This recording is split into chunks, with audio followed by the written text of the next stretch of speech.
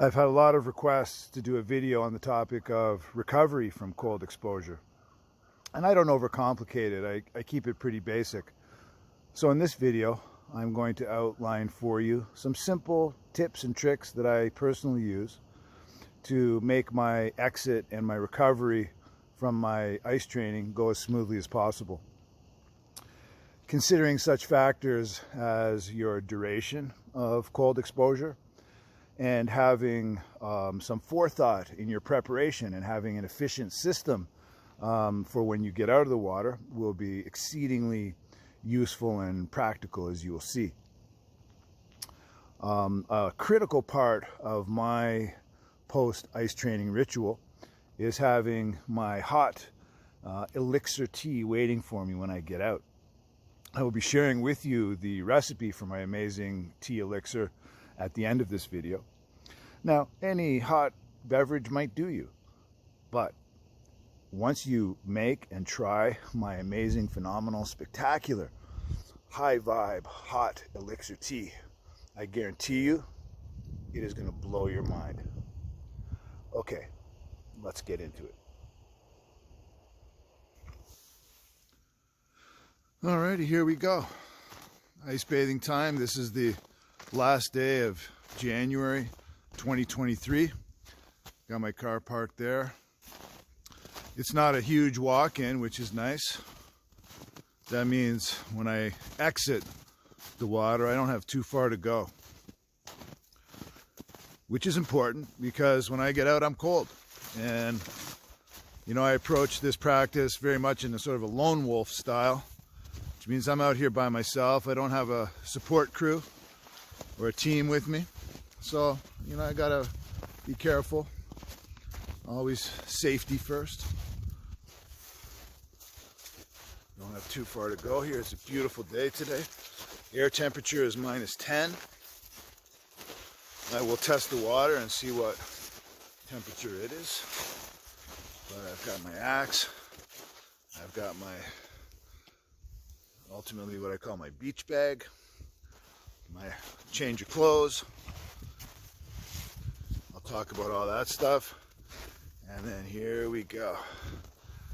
There is my field of dreams right behind me there. You can see where I've cut into the ice there already. So I'm going to have to open that up again with my axe before I get in. But it's a gorgeous day. Perfect day for ice bathing.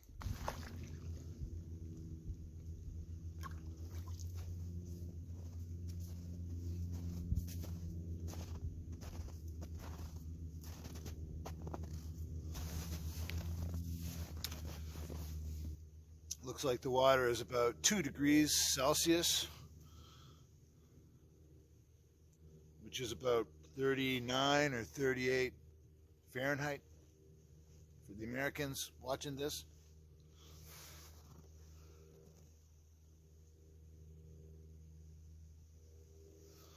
So decent water temperature. Air temperature is -10 degrees Celsius. Perfect. Having all my kit that I'm going to be changing into when I come out of the cold water ready and waiting for me in a systematic way, I feel really helps me out. I have a system down here, so I've always got my 2 pairs of socks to go on in my nice warm boots. I've got long johns, I've got sweatshirt, I've got a wool sweater, I've got my winter jacket, of course, I've got my towel. I have a nice warm pair of mitts to get my hands into to warm them up when I come out. So I've got all my stuff laid out here, so when I come out and I get changed, it is an efficient, finely tuned system. Ah, gorgeous. Beautiful.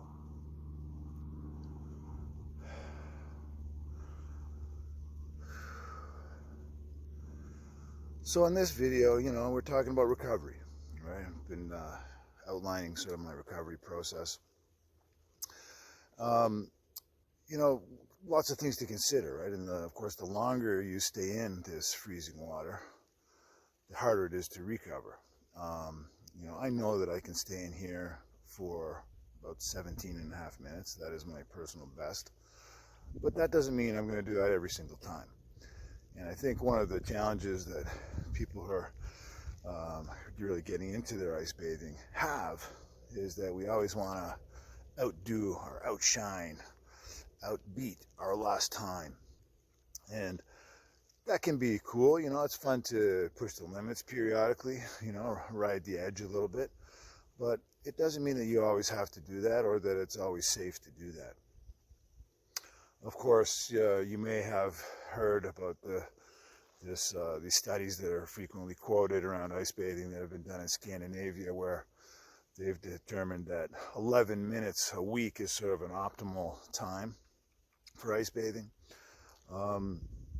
That's cool. I mean, that's very interesting, I find. But, you know, I'm in here 4 days a week.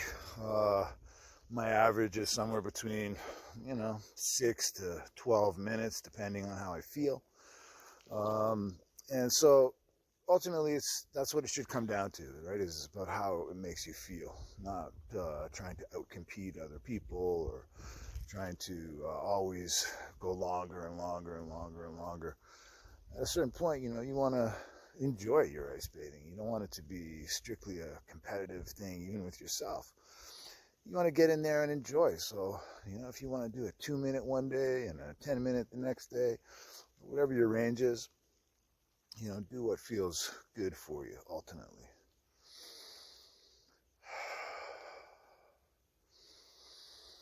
The longer you stay in, the harder it is to recover. When I stay in for up to 17 minutes, it takes a long time to recover. You know, 20 minutes, you're starting to get into hypothermic territory. So, you know, that's your body will be unable to generate its own heat after that. You'll need a lot of external help to get that body heat back up where it needs to be. So, you know, the shorter you keep it, the easier it is for recovery. I have my stuff waiting on the bank for me. My nice warm clothes that I'm going to be getting into. As I showed, I was walking in here. I don't have a huge walk back to the car. We can make it there in a couple of minutes, so that's nice and easy.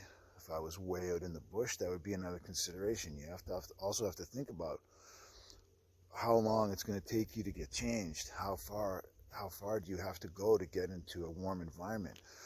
I mean, if you are ice bathing in a tub or a trough in your backyard, and you've got, you know, 10 meters to your house, easy peasy.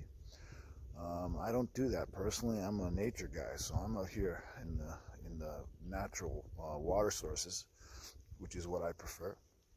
This water that I'm in right now, I could literally drink this water. It's a spring-fed, ground water fed pond, which is absolutely spectacular. I could find water sources closer to my house. I drive about 20 minutes from my house to get out here just to experience this gorgeous water, but I could potentially travel 3 minutes to a local river where the water is going to be muddy and boggy and the water quality is not going to be nearly as nice as this. So I prefer to put in a little extra effort, but that also means I have to take that into consideration with my recovery. I've got about 20 minutes. It's going to take me, you know, 5 minutes to get changed, another few minutes to the car, and 20 minutes to get home. So I also have to, that's a factor. You got to think about that stuff. I've had a couple of people come out with me over the last week or so to try out their first ice bathing experience.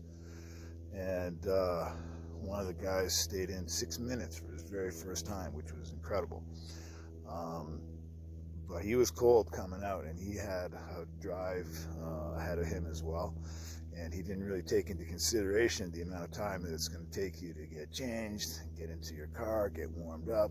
So it probably took him a fair bit to recover from that.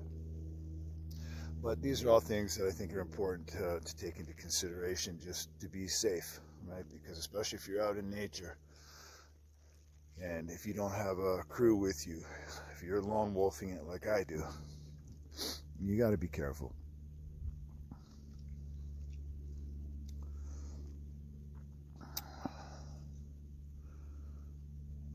But it's a beautiful day today.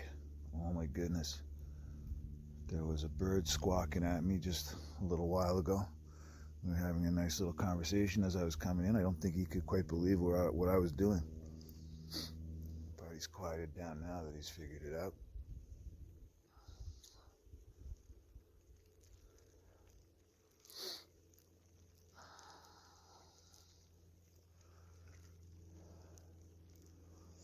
Yeah, so I'll probably do about, I don't know, 8 or 10 minutes today. Nothing too extreme, because the air temperature is cold. So when I get out, I'm gonna feel pretty cold coming out.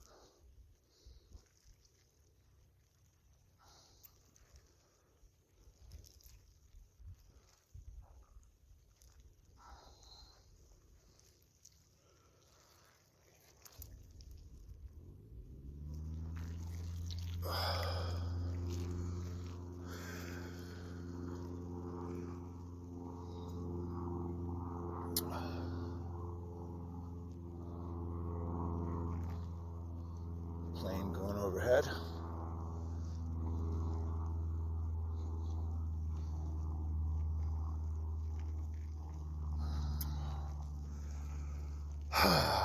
Yeah.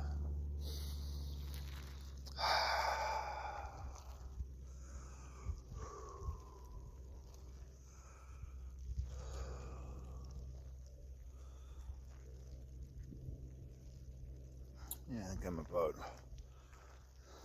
8 minutes in now.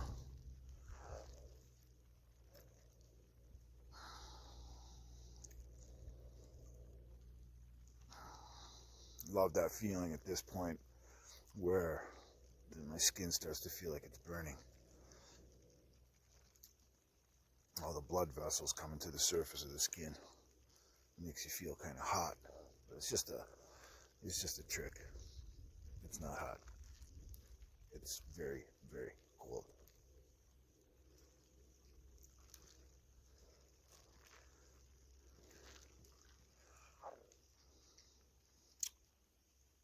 There we go.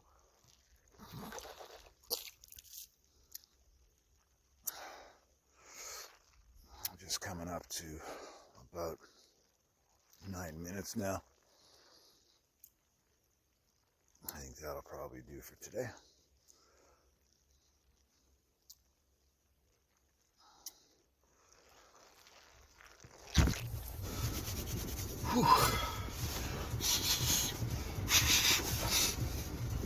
Back in the car after that gorgeous ice bath. Oh, it's cold.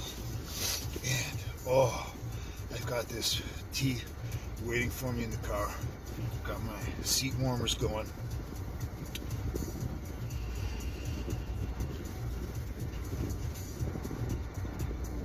Oh man, that's good.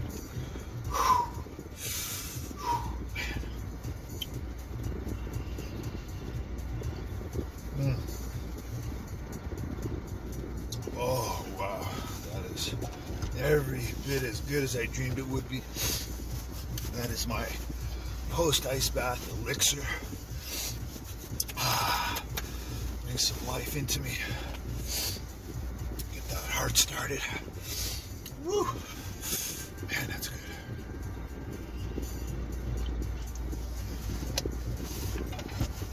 Highly recommend the hot beverage waiting for you as part of your recovery. Oh yeah, now we're talking.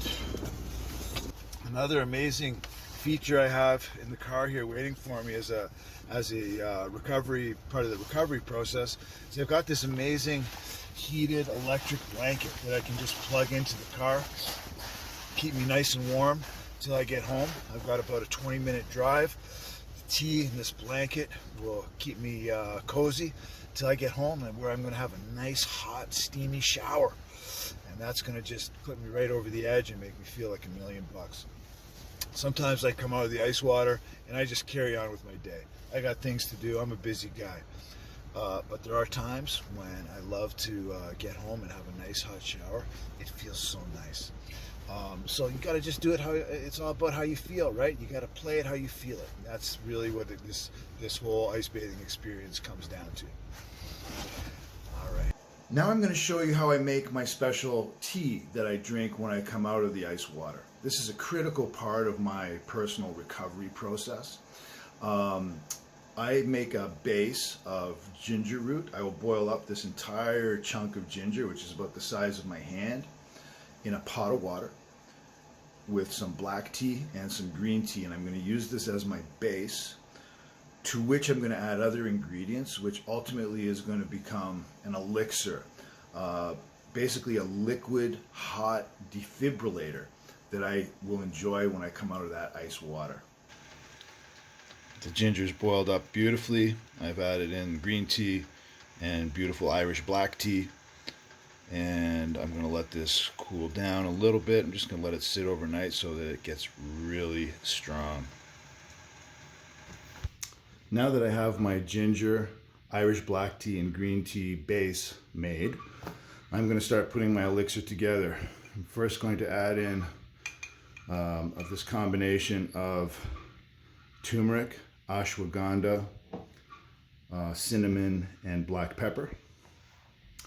To that, I'm going to add in 3 packs of my beautiful Panax ginseng.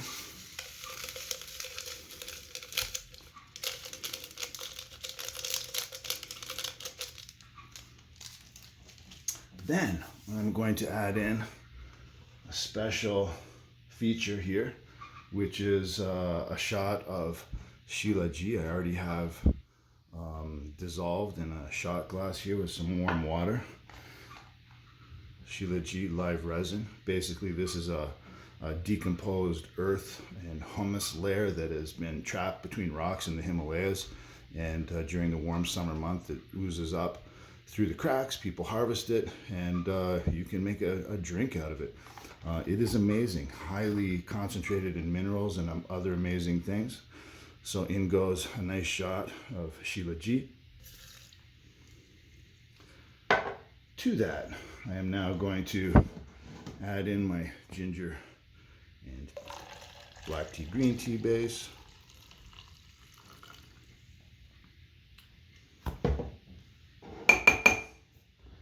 Now I'm going to add in some beautiful organic local honey. This literally comes from about 3 doors down from where I live.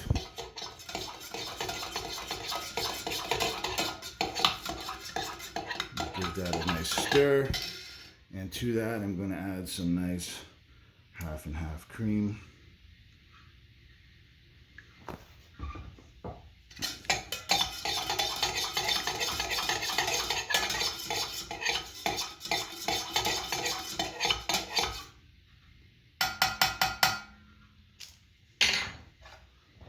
Now put my cap on there, keep this nice and warm. I have got my elixir made, and I am ready for the ice water.